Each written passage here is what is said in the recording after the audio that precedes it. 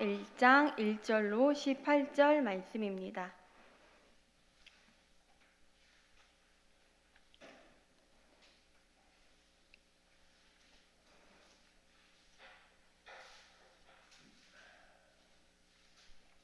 그 중에서 10절과 11절 말씀을 함께 읽도록 하겠습니다. 한나가 마음이 괴로워서 여호와께 기도하고 통곡하며 서원하여 이르되 만군의 여호와여, 만일 주의 여종의 고통을 돌보시고 나를 기억하사 주의 여종을 잊지 아니하시고 주의 여종에게 아들을 주시면 내가 평생에 그를 여호와께 드리고 삭도를 그의 머리에 대지 아니하겠나이다. 아멘. 함께 기도하고 말씀 나누도록 하겠습니다.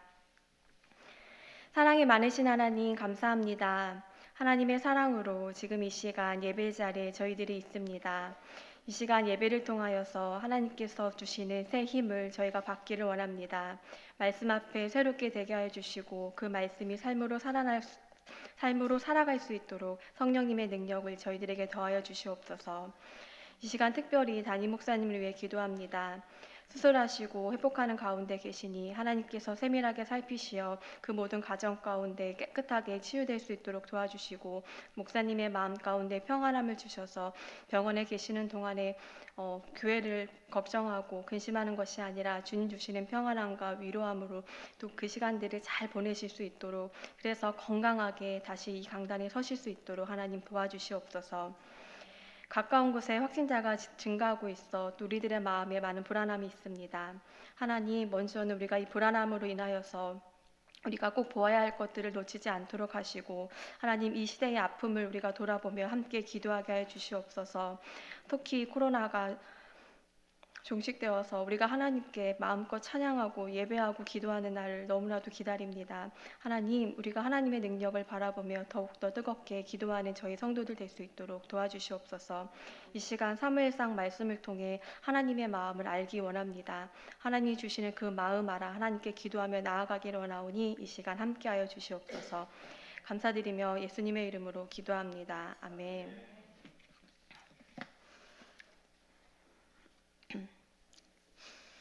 우리가 함께 나눌 말씀은 사무엘상 1장 말씀인데요. 성도님들 잘 아실 거라 생각합니다. 사무엘상 1장 말씀을 묵상하는 가운데 함께 나누고 싶은 말씀이 있어서 준비했습니다. 사사시대에서 왕정시대로 넘어가는 그 과정과 다윗의 왕가가 시작되고 있는 아주 중요한 말씀이 기록되어 있는 사무엘서인데요. 이 사무엘서의 시작이 그런데 아이 없는 슬픈 이야기로 시작하고 있습니다. 그러나 이 슬픈 이야기는 또 기도의 응답으로 이어져 바로 이 슬픔에서 기쁨이 되었지요. 사무엘서의 시작인 사무엘서 1장은 단순히 아이 없는 슬픈 어머니의 기도 응답에 대한 메시지만이 있을까요?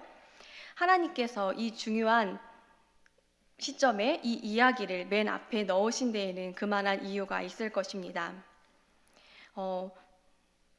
이 말씀을 통해서, 이 사무엘서 1장을 통해서 애통하는 자가 하나님과 소통할 수 있습니다 라는 제목으로 함께 말씀을 나눌 건데요. 애통하는 자가 하나님과 소통할 수 있습니다 라는 제목입니다. 이 제목으로 이 사무엘상 1장을 총 4가지 주제로 함께 살펴보도록 하겠습니다. 첫 번째로 우리는 오늘 이 1장 1절로 18절이 본문을 통해서 그 시대가 얼마나 영적으로 어두웠는지를 알 수 있는데요. 사무엘상 1장은 사무엘의 아버지 엘가나의 족보로 시작하고 있습니다. 사무엘상 1장 1절에서 엘가나를 소개하면서 그는 여로하마의 아들이요 엘리후의 손자요 도후의 증손이요 숲의 현손이더라, 그렇게 길게 설명하고 있습니다. 그런데 이거를 역대기의 기록을 보면 엘가나가 레위 지파의 사람이고 제사장 집안이며 특별히 하나님의 성전에서 찬양하는 찬양대원의 집안이라는 것을 말하고 있습니다. 신앙의 명문가라고 1절에서 엘가나를 소개하고 있는 것입니다. 그런데 이어지는 2절을 보면 갑자기 아내의 이야기를 하는데 그에게 2 아내가 있었다라고 말합니다. 어쩌면 후사를 얻기 위함일런지는 모르겠지만 당시 경건해야 했던 엘가나까지 중혼의 관습에 쉽게 물들었다는 사실은 이 가정의 영적인 상태가 또 사사시대가 얼마나 영적으로 도덕적으로 타락했는지를 우리는 볼 수 있습니다. 성경에는 아내를 열어둔 이야기가 많이 나오는데 이는 하나님이 허락한 제도가 아니었습니다. 인간이 타락한 죄의 결과였지요. 사무엘상의 배경은 사사시대인데 사사기의 마지막 절을 보면 그때에 이스라엘의 왕이 없으므로 사람이 각기 자기의 소견에 옳은 대로 행하였더라 라고 사사기 21장 25절에서 말하고 있습니다. 그런데 이스라엘에 왕이 없었습니까? 아닙니다. 왕이신 하나님께서 계셨습니다. 그러나 그들은 하나님을 왕으로 인정하지 않았고 그래서 섬기지 않았습니다. 자기 소견에 옳은 대로, 즉 자기가 원하는 대로 마음대로 살아갔다는 것입니다. 사사기를 여는 사사기 2장 10절은 또 이렇게 기록하고 있는데요.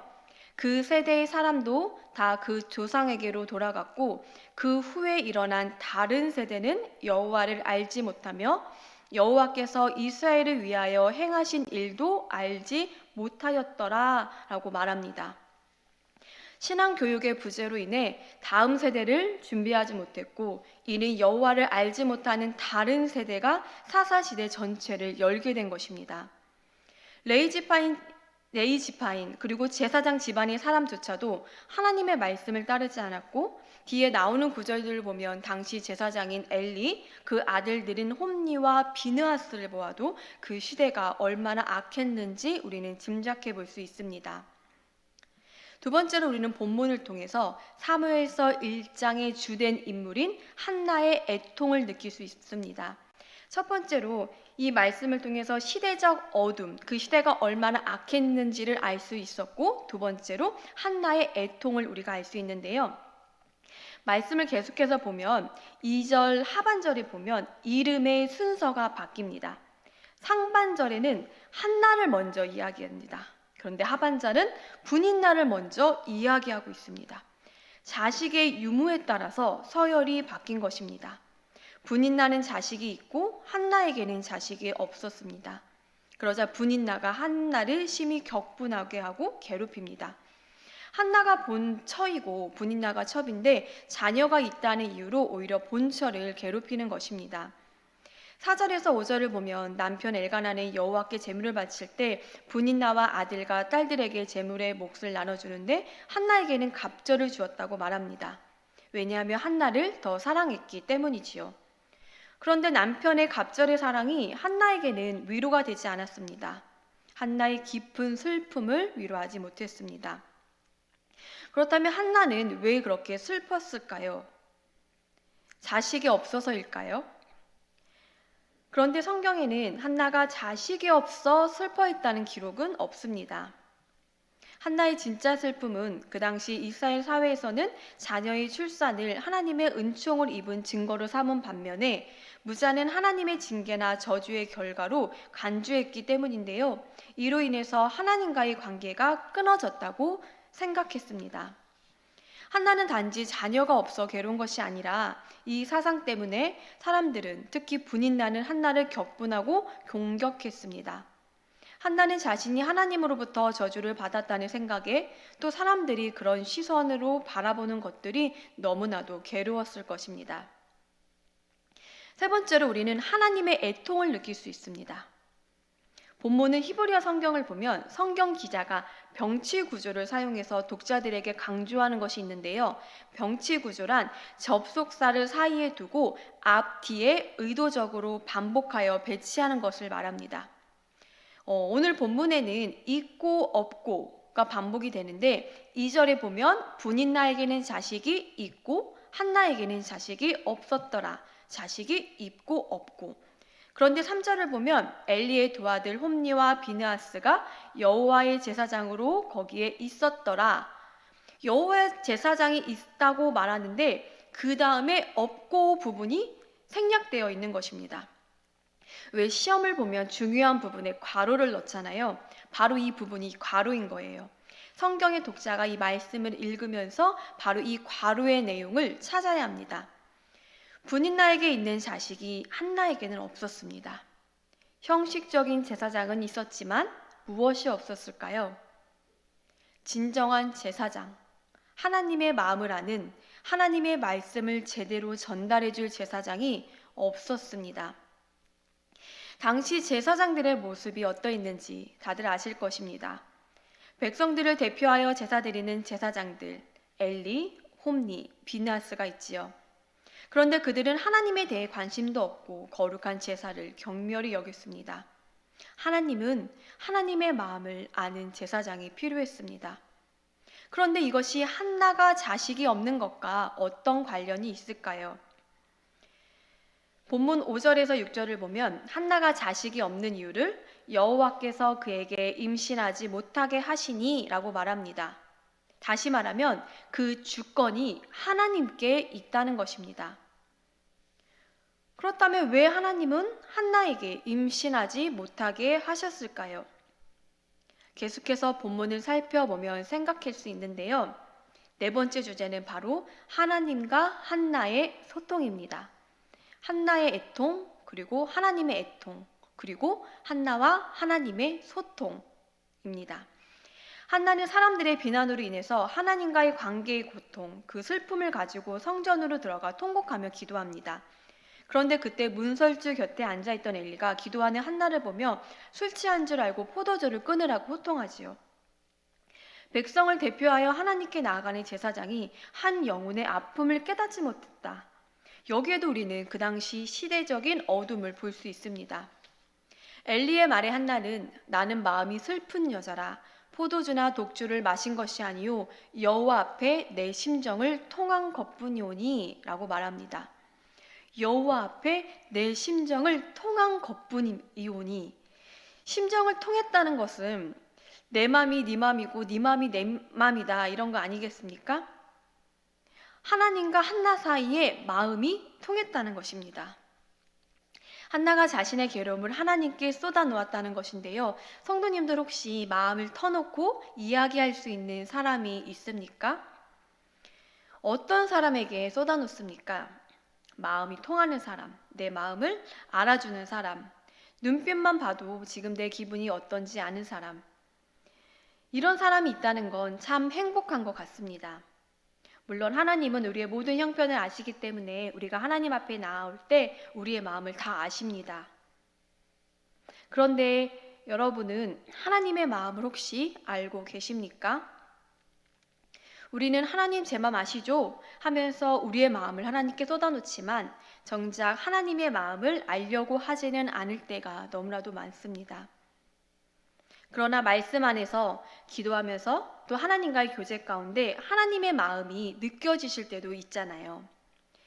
누군가 나의 마음을 알아주면 너무 기쁜 것처럼 우리도 기도하면서 하나님이 내 마음을 알아주기만을 바라는 것이 아니라 우리가 하나님의 마음을 느낄 때 하나님의 아버지 마음이 어떠한지를 우리가 생각할 때 하나님도 너무나도 기쁘지 않을까요?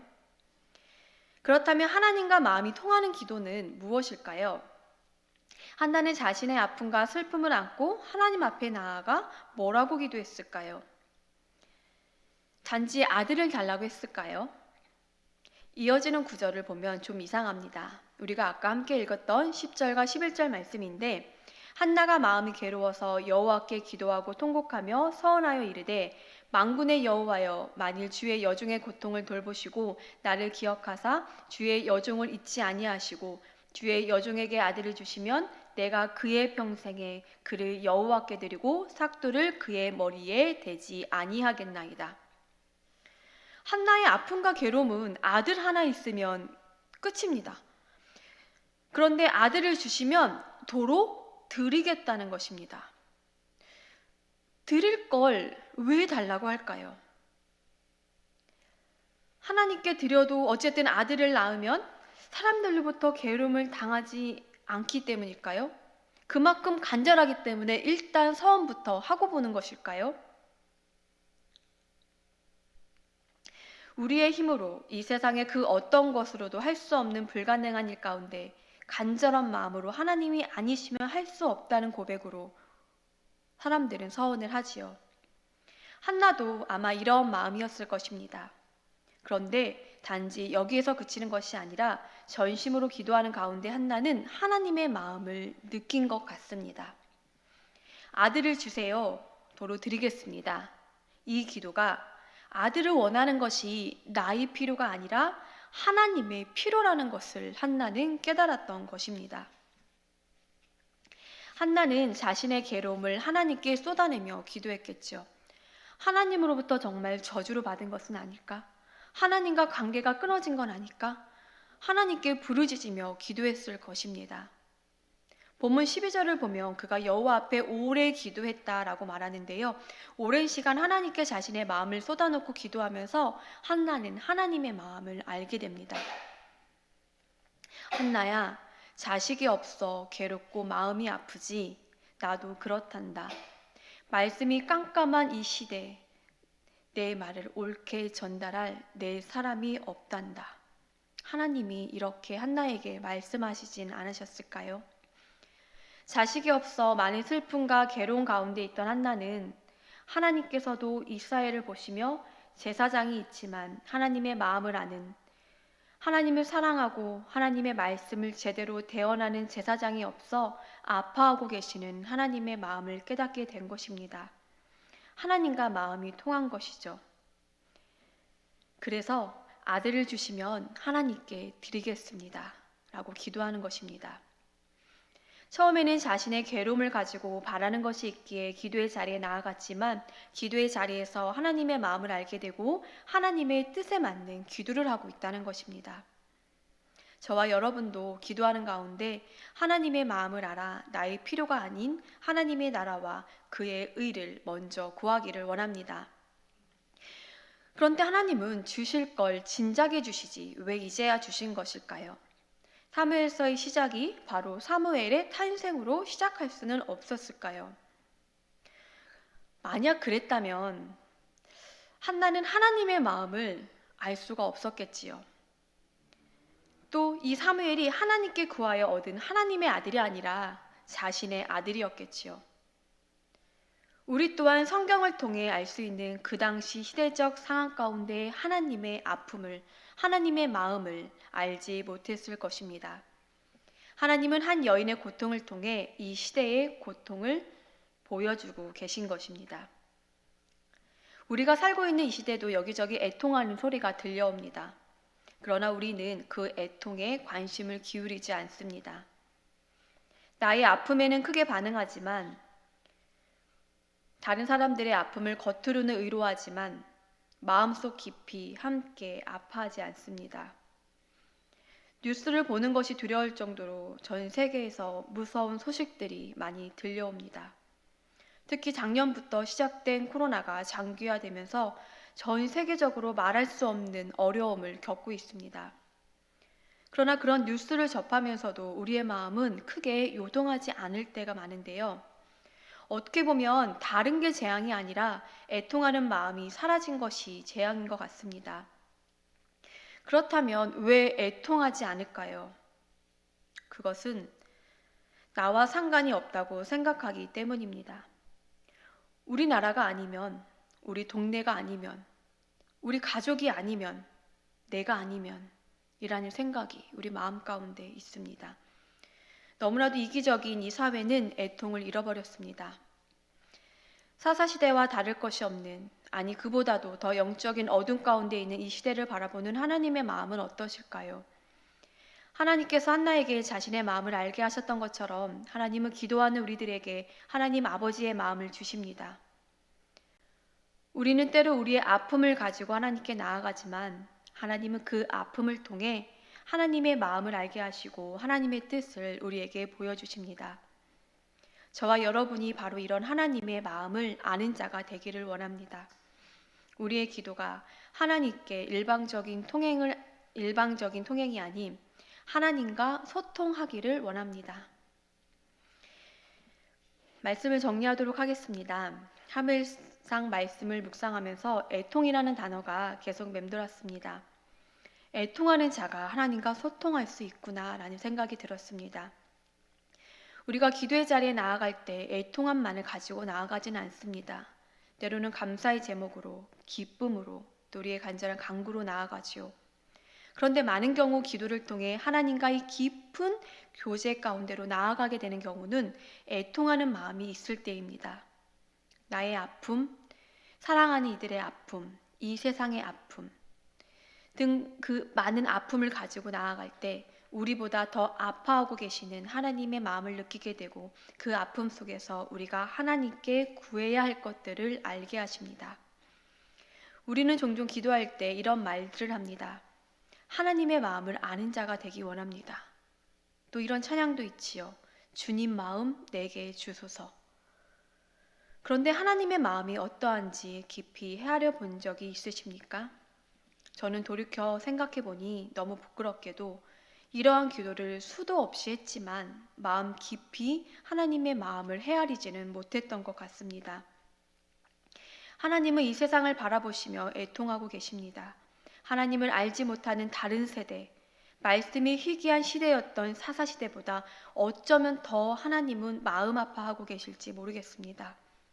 왜냐하면 사랑하는 독생자 아들을 우리에게 보내주셨는데도 하나님의 어마어마한 구원과 사랑이 주어졌음에도 깨닫지 못하고 죄악 가운데 살아가는 사람들이 너무나도 많기 때문입니다.